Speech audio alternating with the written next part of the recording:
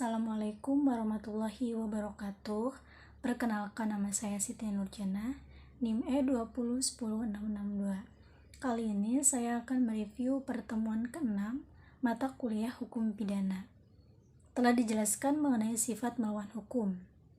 Sifat melawan hukum merupakan unsur objektif dari tindak pidana karena merupakan penilaian terhadap perbuatan dan bukan pada pelaku.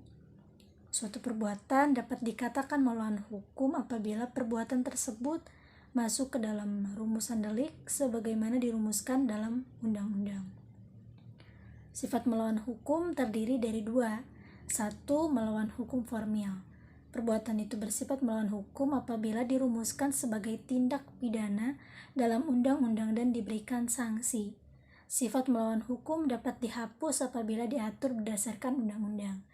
Jadi, melawan hukum sama dengan bertentangan dengan undang-undang tertulis. 2. Melawan hukum material. Bukan hanya berdasarkan undang-undang tertulis saja, tetapi juga berdasarkan asas-asas hukum yang tidak tertulis.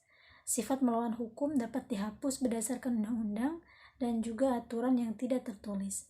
Jadi, melawan hukum sama dengan bertentangan dengan undang-undang yang tertulis dan juga undang-undang yang tidak tertulis.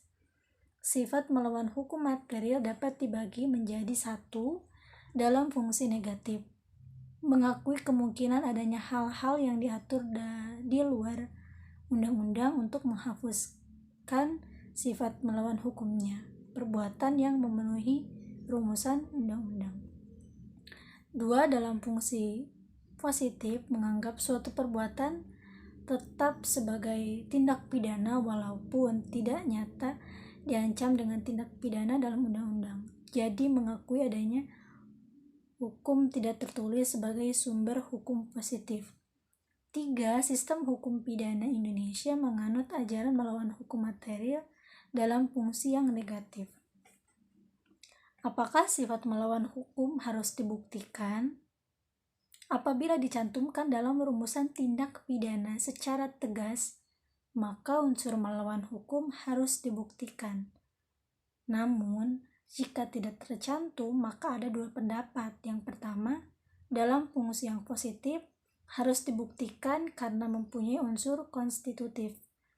Yang kedua, dalam fungsi yang negatif, yaitu tidak perlu dibuktikan. Sekian review dari saya, kurang lebihnya mohon maaf.